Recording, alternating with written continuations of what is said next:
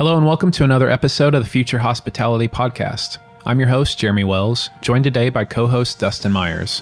We are partners at Longitude, a hospitality branding and design group. At Future Hospitality, our goal is to interview the brightest minds in the industry, gathering insights, ideas, and inspiration to share with you.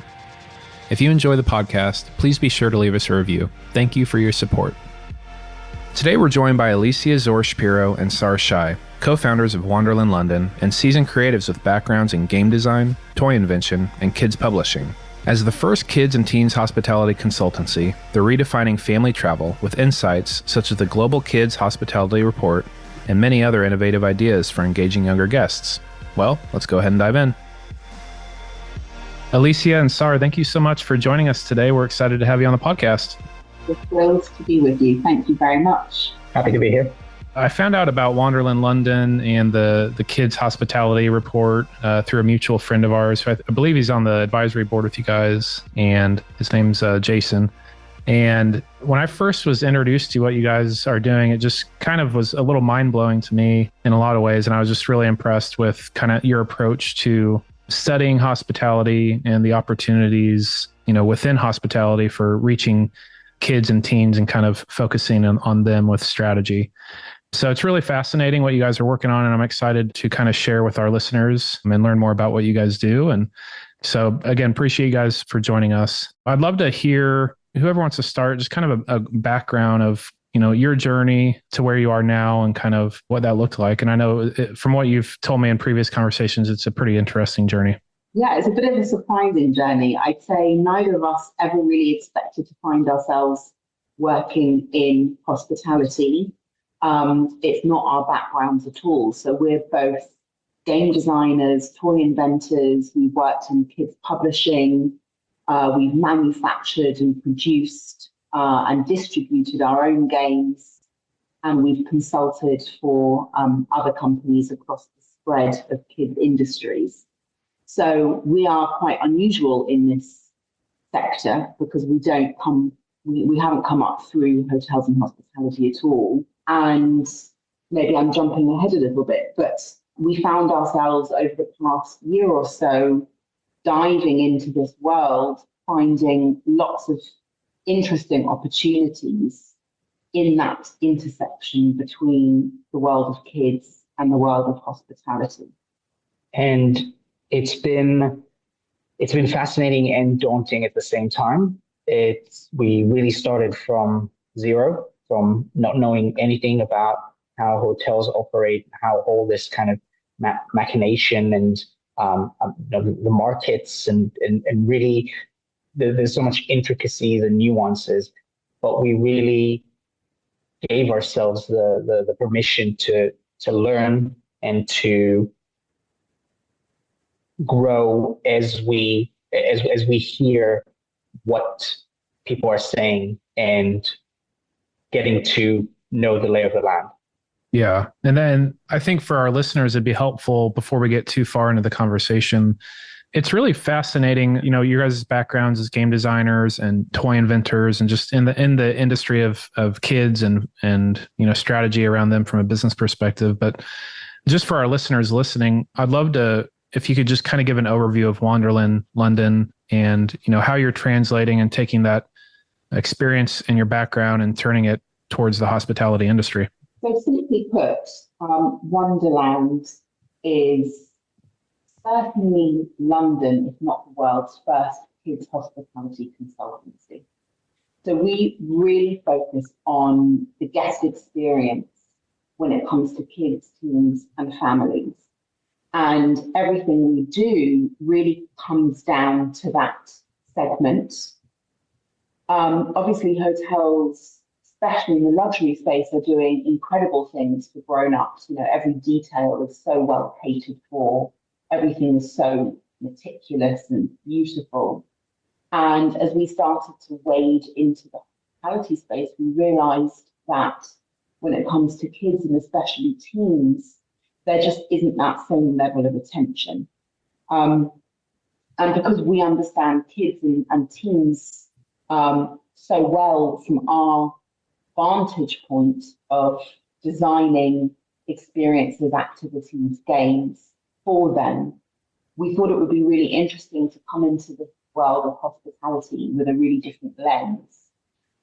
So at Wanderland, we're really working with hotels and the hospitality industry to bring not only our expertise, but also the expertise of the industry behind us and all the partners that we work with to shed light on what it is that kids and teens love, with the hope of adding real value to hotels, to guests, to the hospitality industry as a whole. So we have the privilege of really introducing hotels to innovations and interesting creative ideas, as well as know-how from these, what we call kids industries, in order to really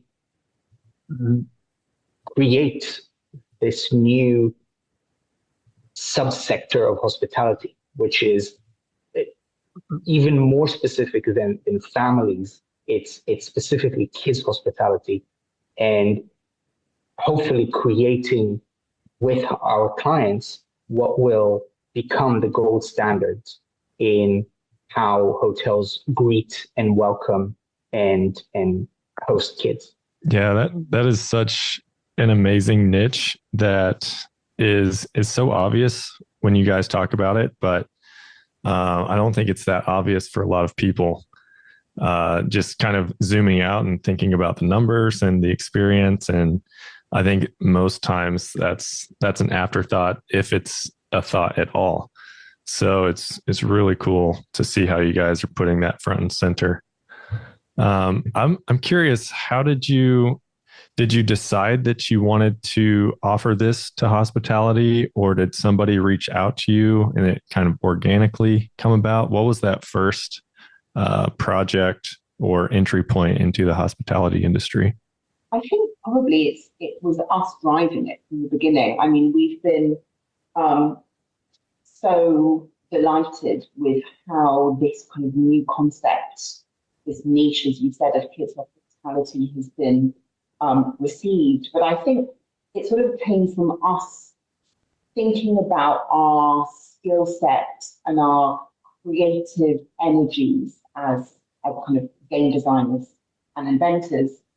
And I suppose just having our own creative exercise of what other industries could we take this to. And I think also as parents ourselves, we started to navigate the world of travel and hotel stays through the eyes of a family. And, you know, we've obviously had some really wonderful hotel experiences, but more often than not, we've come away thinking, oh, wouldn't it have been great, wouldn't it? Would it have been great if they could have done that? Or like, oh, that was such a missed opportunity, or, you know, the kids were really annoying at that point. Wouldn't it have been great if we could have occupied them with some little activity? And so I think it was sort of the confluence of our own interests as sort of game and experience designers matched up with our real world experience as parents. And we got into it really more because of our creative passion to create these interesting innovations, which we might hopefully kind of get into and give you some examples. And it was very interesting and nice to see that indeed this is something that hotels need, hotels should be doing, and looking into not just, okay, what would be amazing to create from the perspective of the guests and of the hotel, but in fact the brand and kind of the entire commercial operation. And as you mentioned, you know, it's a niche that really the time really has come for it.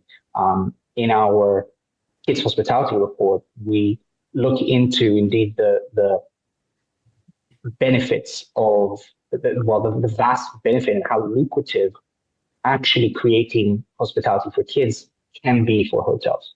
Yeah, I think it really started for us as a kind of emotional piece, you know, like how can we create these emotional bonds and experiences between kids or teens and hotels.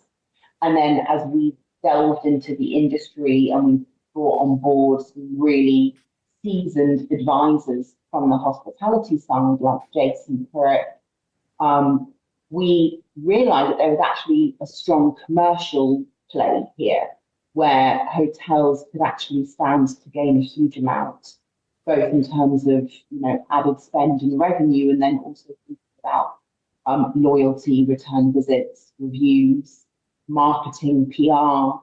This whole world sort of opened before us in a way that we weren't quite expecting, where it's not only that we'd like kids and teens to have a better experience, but actually it's a real win-win because hotels can stand to gain so much as well. Yeah, absolutely.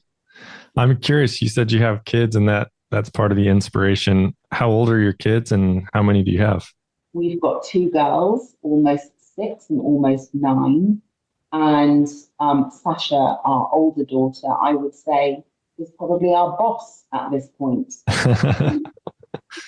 Steering the company very capably, and we just do what she tells us to do. I would say there's no 9-year-old in the world that knows the landscape of luxury hotels in London as much as she does. That's awesome.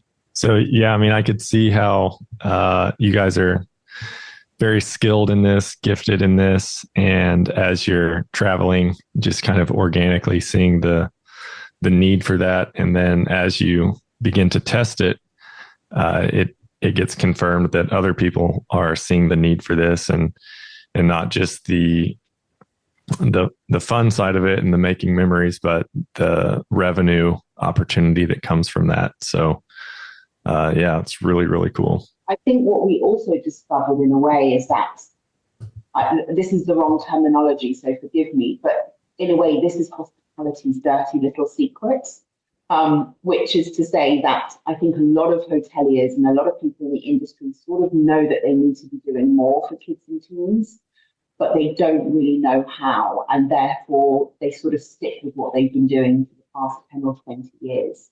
So, there are kind of some tried and tested fallbacks that the hospitality uses for kids, whether it's the colouring book or the teddy bear or the slippers in the room. And I think that's sort of where the hospitality has stuck to or stayed, because, maybe it does take outsiders or it does take a different kind of perspective to come in and try to do something different. But, as I said before, we've been so gratified to hear that by and large, most people are really eager and excited and sort of know that there's something else waiting to be done in this space. So even though it feels like, we're sort of early adopters in a way, or kind of first to the market, there's been such a great reception. And I think we've got lots of enthusiastic partners to make this shift happen. Yeah, I agree. You guys, it seems like you're building the A team for kids hospitality in this industry. So it'll be really excited to see, everything that you guys come up with and all the innovations you guys make with your team and your clients. One thing that I love that you mentioned, aside from the emotional and kind of experiential aspect of this, what most people might default to when they're thinking about how to, the benefit of focusing on kids and families. I think the real revenue opportunities that you mentioned, I think is really interesting to explore. And even like the, we've discussed before, off the podcast about, gamification and loyalty programs for adults, and, how that's become over the last, especially the last decade or two in the hotel industry. These loyalty programs and points programs and all of this is huge in the hotel space. But I think it's interesting how you guys are thinking about it from a kids and a teens perspective, and would love to hear, how are you guys approaching gamification and loyalty, not from the parents' perspective, but from the kids and teens?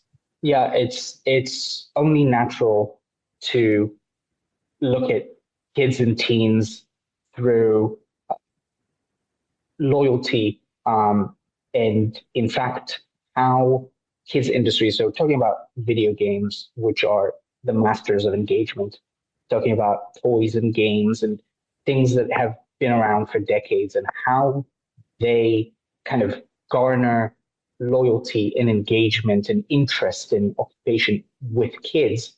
And there's just so much to import from that into hospitality. At the same time, very interestingly, what we're seeing is the traditional loyalty programs for adults really seem to start to need a refresh or a rethink, because the model is not sufficient anymore for the kind of post-COVID mid-20s traveler. And that's really interesting to see.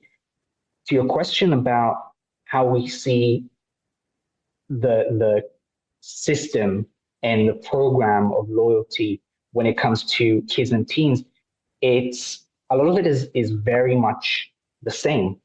Kids have the same sense of collecting, of playing the game, of really being swept up by a certain framework. And that's something that we really kind of want to bring. But there are also interesting things that don't exist in grown-up loyalty programs. And that's more to do with the storytelling and the theme of it. So with kids and teens, you can really create kind of imaginary scenarios. You can really tell stories and justify and weave fantasy with the let's say currency of loyalty. So it doesn't need to be faceless points. What we're looking at is really bringing to life the adventure of travel and how it's reflected in, let's say, a game currency that is the loyalty, but also in other kind of gestures that are more narrative driven rather than numeric. Yeah, that makes sense.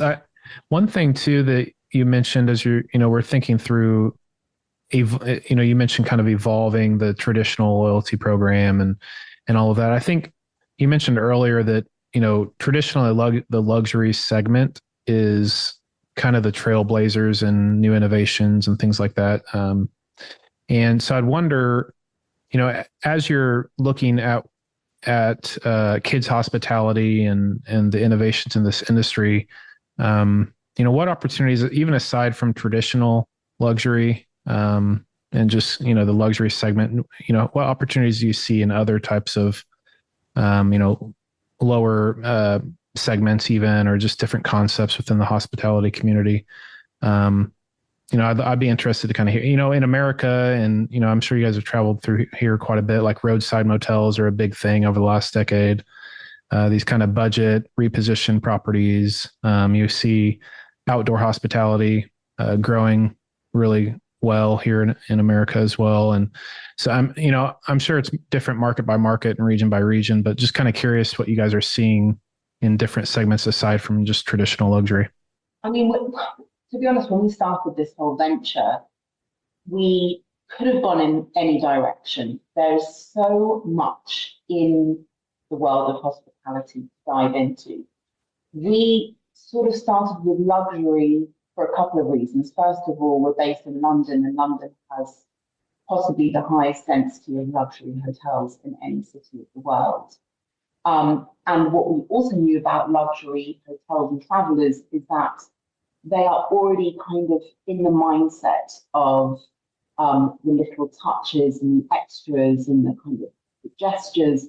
So we started with luxury, but actually the ethos that we are designing or subscribing to has application across the whole industry. And I think there are ways of translating this mindset to every kind of hospitality outlet, lifestyle, outdoors, family, the more affordable segments of the industry. What our basic premise is connect with kids and teens in a way that feels meaningful, memorable, and relevant to them. Do something that's slightly different, stand out from your competitive set. these are all things that could happen in any, tier or segment of the industry. So it's not relegated to luxury by any means.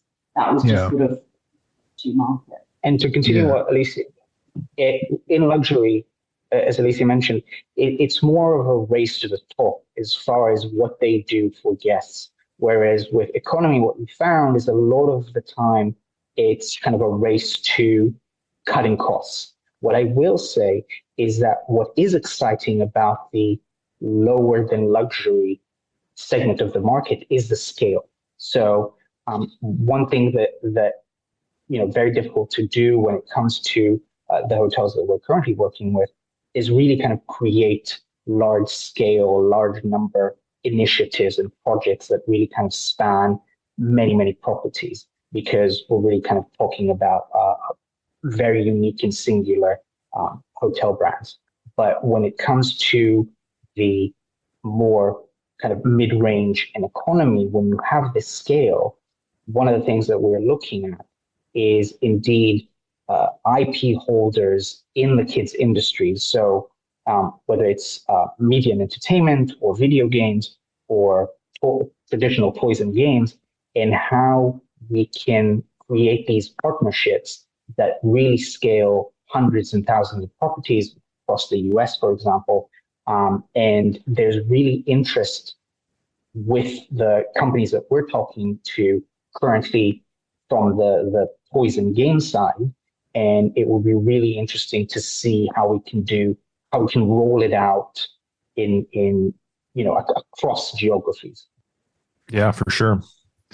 I would say a lot of people listening are intrigued and see the importance of this, but maybe don't know where to begin. Could you give us some examples of ways you've implemented these ideas into properties? Yes, I mean, in terms of where to begin, I think there's a couple of rules of thumb that we tend to start with. The first thing is, are you doing anything different from your competitors or your neighbors?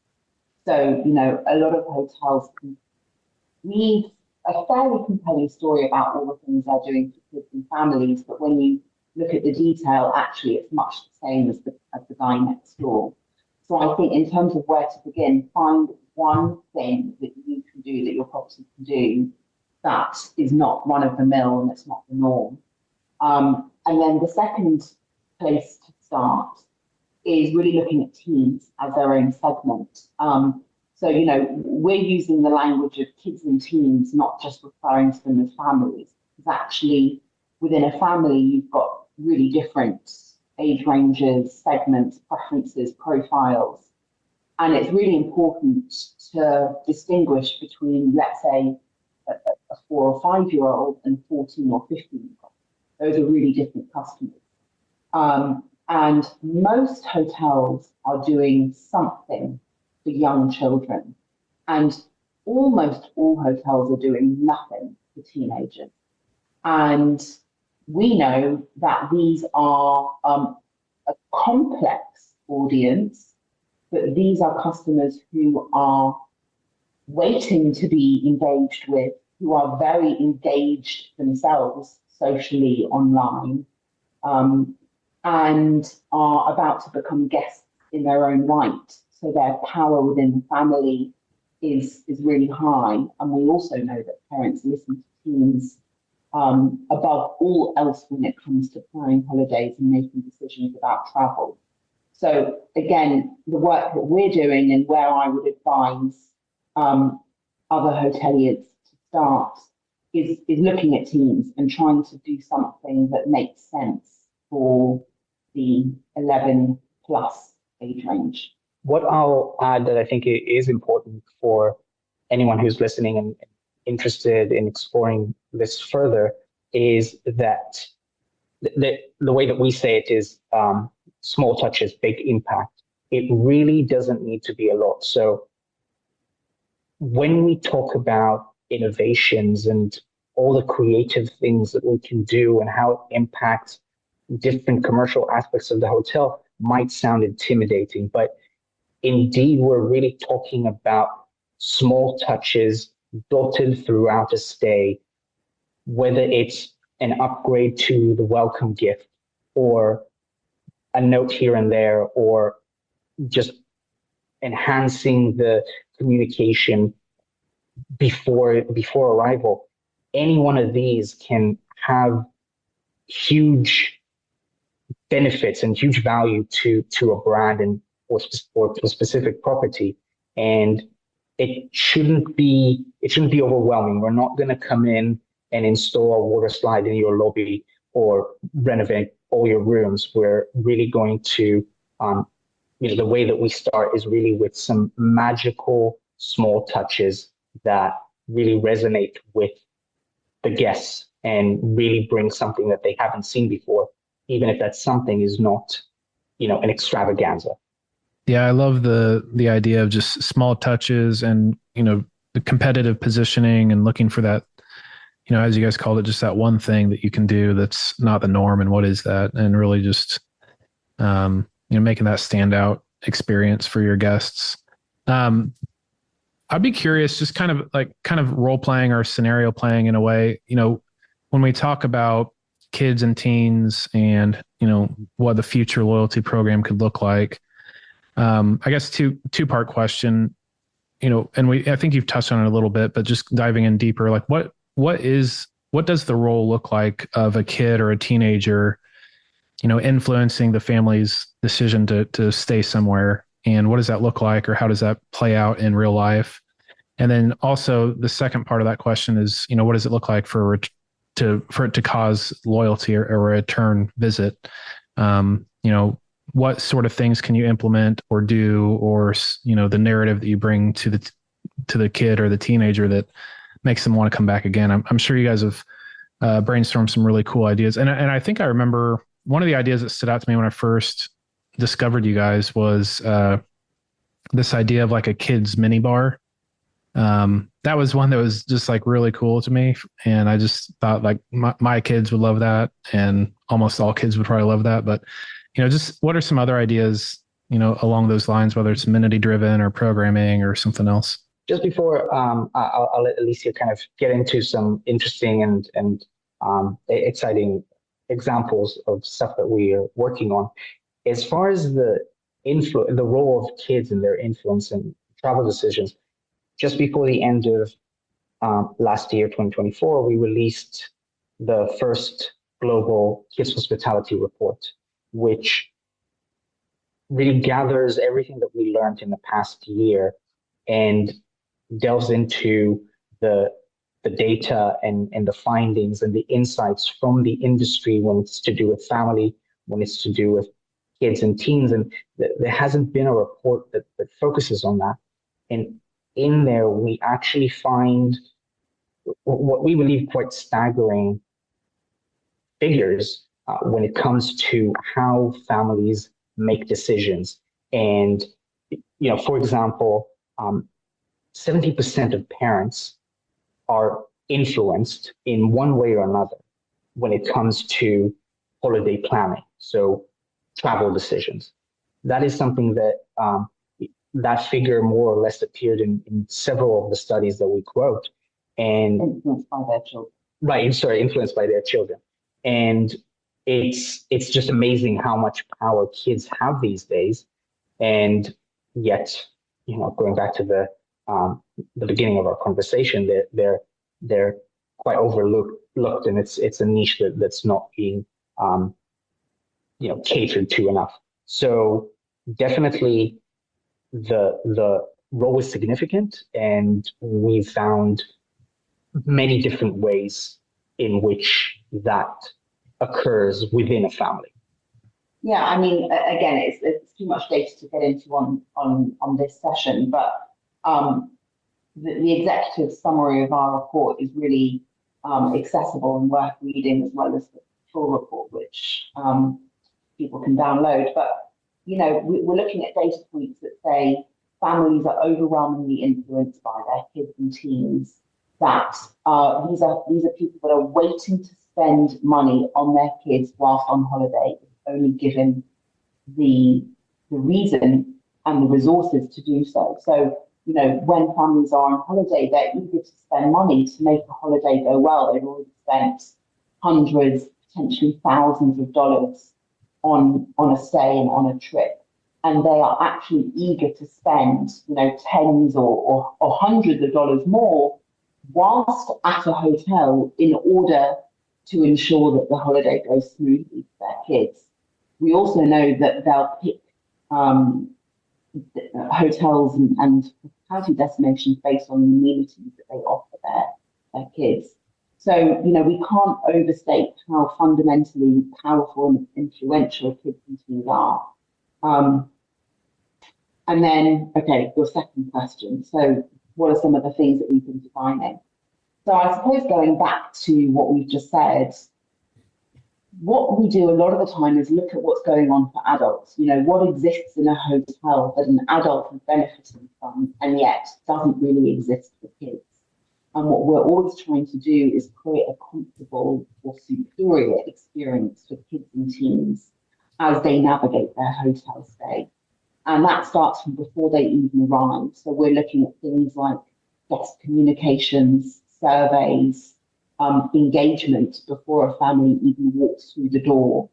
A holiday, a trip might last days, possibly a week or two, but the anticipation of a trip could last weeks or months. And if you can capitalize on that phase or that period of time, you're already building such a strong connection with your guests. And I think that's especially relevant for kids and teens who aren't as weary when it comes to all of those sort of, communications and reaching out. So that's the first piece, looking at what happens before the stay. You mentioned the kids' minibar. So again, that's an example of where a family might walk into a room and there's something that really appeals to the grown-ups, but there isn't something there that necessarily speaks to the child. It's just interesting. Sorry to interrupt. As adults, we have a certain relationship with the minibar. It's whether it's overpriced or where it's a convenience. That's kind of something that we have thoughts about when we walk into a hotel. But the interesting thing is that for a child, it's a treasure chest. It's something that has amazing stuff in it that is curious. And it's a shame to not utilize that kind of moment, that kind of association, which is why we created the Kids Minibar. So the Wanderland Kids Minibar, or indeed any Kids Minibar, instead of being full of little bottles of alcohol, would be full of little trinkets and tricks and games and gadgets. So trying to kind of, as Saar said, capitalize on that moment of excitement and wonder that a child still feels when they walk into a hotel room. It also really helps occupy a child for a few minutes here and there whilst the parents are unpacking or getting settled. And going back to something that we said earlier, it doesn't need to be a whole day's activity that we're occupying the child for. We're not a kids club. And, I think what we're seeing is that actually magic can be delivered in moments. It doesn't need to be hours. We don't need to take children away from their parents to give them a relief.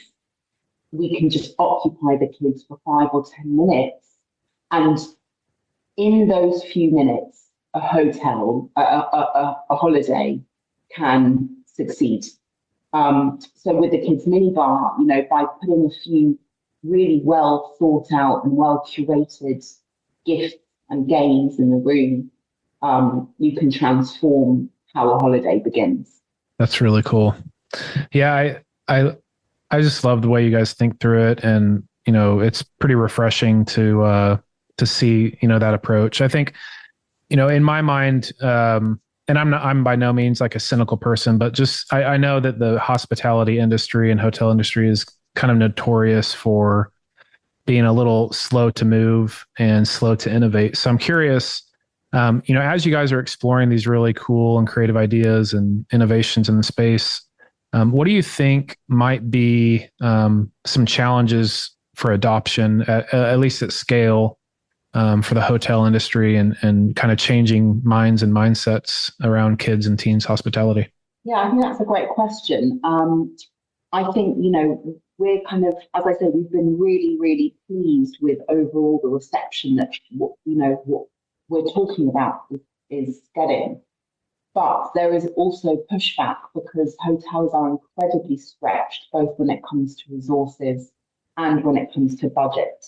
And I think from my perspective, I don't know whether you've got a different one. I think those are the two hurdles that we're kind of coming up against when we're saying, wouldn't it be great to do something different? And we're sort of having to say, compared to the expenditure that hotels have when it comes to what they're doing for adults, this is pennies, this is small fry. We're talking basically about a handful of dollars that can win bookings worth thousands of dollars and a lifetime value of tens or hundreds of thousands of dollars. So, we know that we're asking hotels to sort of root around their budgets in a way that they might not have done before and come up with, as I said, a few dollars or a few pounds. But actually, when you look at the ROI on this sort of spend or activity, it's just overwhelmingly advantageous for a hotel. But I think getting that message across is a challenge for us. Yeah, I think you're describing, the sales challenges that we're facing, quite frankly, and it really is our job to explain why this has an impact, why it will have an impact. So one kind of major pushback that we received is when a hotel does do something, and they believe that because they do something that checks the box and therefore nothing else is required. But it's not about checking the box, and a lot of the time what we see that they're doing is frankly subpar. So it's quite a challenge to explain to a hotel that a lot of the time either just believes that it's enough or even takes pride in what they're doing and kind of trying to explain to them that there's just more to be done and that it can be done better. And I think like any business, we're coming in with a creative vision, which, as Alicia mentioned, and again to mention, we were really pleased by the level of reception and how much it was embraced and people did share our vision. Translating it into practice as far as, indeed finding the budget for it. The interesting thing is, and in our report, we mentioned that we haven't found a single person at a hotel, whether it's at the property level or the executive level of a group or a brand, that really has family in the title. There's no one that really focuses and is in charge of that. So, even if you just simply look at a budget, if you look at a spreadsheet, this is not something that hotels are used to spend on. And our major challenge is to either find that budget or show that indeed it's an expense that translates to return on investment in certain commercial aspects of the hotel. For example, with marketing and PR, where the story is so valuable that giving something that is a few dollars more expensive than what a hotel typically gives pays dividends in indeed the attention and the online presence that this provides the hotel venture. Yeah, I love what you said earlier. Small touches, big impact. And we, at least in the States, we see a lot of concepts where it's all or nothing. Like there are resorts and in hotels that are purely like kids focused, teen focused. And then most of them are not. So I love that you guys are trying to create a more holistic strategy for the hospitality industry in kind of bridging that gap where it doesn't have to be water slides and all of that kind of stuff, but it is taking it very seriously and strategically to create a meaningful experience for people across all the generations. So I'm curious, as you look to the future, what do you see in the next 5 to 10 years, and how do you guys hope to influence the industry? It's a big question. It's a big question. It's one that we're both kind of indulging in our vision where we want to go, and yet try to, on a day-by-day basis, go back to the trenches and make another little thing work, or get it through approval. But we have really high hopes.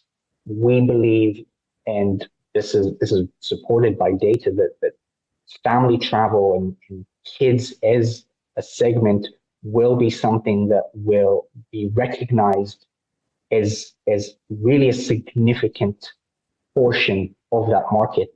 And what we want to do is we want to create these gold standards, these hallmarks of hospitality, just like they've been done over the past decades and sometimes centuries for grown-ups. Things that we now expect and that are part of the magic of booking, going, staying at the hotel, will be something that kids will look forward to and know to expect these little moments of magic. And, it's interesting because you mentioned the all or nothing and the resorts and the destinations that do go all out, because they are primarily for families. And what we're trying to do here is really convince hotels that it doesn't need to be all or nothing, and that, even doing a little bit and a little better can go a long way. Disney is one of our inspirations, because that really is, it's the magical kingdom, and it's indeed travel and hospitality. In a way, it's its own category, and we believe that we can bring some of that magic to hotels. It doesn't need to be Disneyland, but we can bring some of that Disney magic to any hotel. A lot of what is happening is actually in the child's imagination. And what we want to do is create moments, create amenities, and create procedures that will really unlock that. And when a child goes to a hotel, it will be as if they're going on an adventure. And just to add to that, I think we've got huge ambitions for what we can do to the hospitality industry. And I think also, wearing our game designer hats, we're also really excited to think about hotels as a platform or a space or a medium for new gameplay styles and, kind of game or interactive experiences that can only uniquely happen in a hotel setting. It's just such an unusual sort of place to be. It's not a home, it's not a shop, it's certainly not an online store. So I think it gives way to so many interesting ways of interacting from a gameplay, community engagement point of view, bringing in different brands, products. Spending the night somewhere is magical in itself. So I think, with one hand, thinking about hospitality, we can't wait to help bring value to hotels by creating these new innovations. And then, wearing our game designer hats, I think we're also really excited to sort of let our imaginations run wild in what we can do in a hotel that just doesn't exist anywhere else. That's really exciting. Yeah, I love the vision that you guys have and your passion and the background that you bring to it. As we kind of wrap up, how can people find out more about you, and how can they receive the Kids Hospitality Report that you put together? Our Wanderland website is Wanderland with an A, .London, and then the first global Kids Hospitality Report is at kidshospitality.org. And then we're always happy to get emails to Alicia, Alicia, at wonderland.london. So we're always happy to chat about all things kids teens, families, and We're hospitality. we're still learning, and we really love to be in touch with people from the industry from all over the world, and together kind of come up with these amazing hospitality moments together. Very, very cool. Yeah. Well, thank you so much for joining us. It was an honor to get to dive into this topic together, and I'm inspired to go look for opportunities and ideas. And yeah, just thank you for sharing with us. Thank you so much for having us, for your brilliant questions, and for opening up this world with us a bit. Excellent. All right, we'll talk soon. Thank you. Thank you. Thank you. I hope you enjoyed today's episode of the Future Hospitality Podcast. If you enjoyed today's topic and episode, please leave us a review. If you'd like to learn more about Longitude, you can visit longitudebranding.com to see our portfolio of design work, read our Insights blog, and learn more about our team. You can also find us on Instagram and Facebook by searching for Longitude